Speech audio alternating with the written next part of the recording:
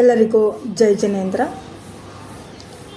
ನಾವು ದಿನಾಂಕ 13 ಮಾರ್ಚ್ 2026 ಸಿರಿ ಭೂವಲಯ ಎನ್ನುವಂತಹ ಶ್ರೇಷ್ಠ ಗ್ರಂಥ ಅದರ ಲೋಕಾರ್ಪಣೆಯ ಸದುದ್ದೇಶದಿಂದ ಎಲ್ಲರಿಗೂ ಗೊತ್ತಿರುವಂತಹ ವಿಷಯ ಯಲವಳ್ಳಿಗೆ ಹೋಗುತ್ತಿದ್ದೇವೆ. ಈ ಯಲವಳ್ಳಿ ಚಿಕ್ಕಬಳ್ಳಾಪುರ ಜಿಲ್ಲೆಯಲ್ಲಿ ಇರುವಂಥದ್ದು, ನಂದಿ ಹೋಬಳಿಯಲ್ಲಿ ಇರುವಂಥದ್ದು. ಯಲವಳ್ಳಿಯ ಸಮೀಪದಲ್ಲಿಯೇ ಕೇವಲ 2 ಕಿಲೋಮೀಟರ್ ದೂರದಲ್ಲಿಯೇ ಮತ್ತೊಂದು ಕ್ಷೇತ್ರವಿದೆ. ಅದರ ಹೆಸರು ಇಂದು ಗೋಪಿ ಬೆಟ್ಟ ಅಂತ ಹೇಳಿ.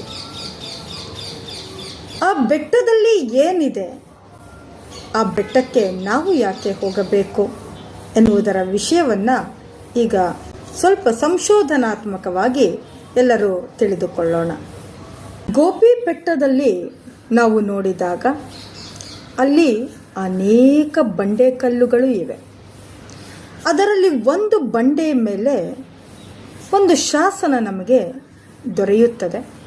ಆ ಶಾಸನ ಬರೆಯುವಿಕೆಯ ಕ್ರಮವನ್ನು ನೋಡ್ತು ಅಂತಂದರೆ ಪ್ರಾಯಶಃ 10ನೇ ಶತಮಾನದ ಶಾಸನವಿರಬಹುದು ಅಂತ ಹೇಳಬಹುದು.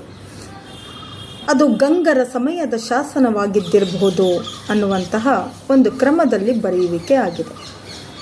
ಅದರಲ್ಲಿ ಬರೆದಿರುವಂತಹ ವಿಷಯ, ಸ್ವಸ್ತಿ ಶ್ರೀಮತ್ ಜಿತಂ ಭಗವತ ಜನವರ ವೃಷಭೇಣ ಪುರಾ ಕಲಿ ಅವಸರ್ಪಿಣ್ಯಾಂ ದ್ವಾಪರೇ ಯುಗೆ ಲೋಕಸ್ಥಿತಿ ರಕ್ಷಾರ್ಥಂ ಕಾಂಕ್ಷಿತ ಮನುಷ್ಯ ಜನ್ಮನ ಪುರುಷೋತ್ತಮೇನ ಸೂರ್ಯವಂಶ ವ್ಯೋಮ ಸೂರ್ಯೇನ ಮಹಾರಥೇನ ದಾಶರಥಿನ ರಾಮಸ್ವಾಮಿನ ಪ್ರತಿಷ್ಠಾಪಿತಾಯ ಭಗವತೋರ್ಹತಃ ಪರಮೇಷ್ಟಿನ ಸರ್ವಜ್ಞಸ್ಯ ಚೈತ್ಯ ಭವನಾಯ ಪಶ್ಚಾತ್ ಪಾಂಡವ ಜನನ್ಯ ಕೋಂತೀದೇವ್ಯ ಪುನರ್ನವೀಕೃತ ಸಂಸ್ಕಾರಾಯ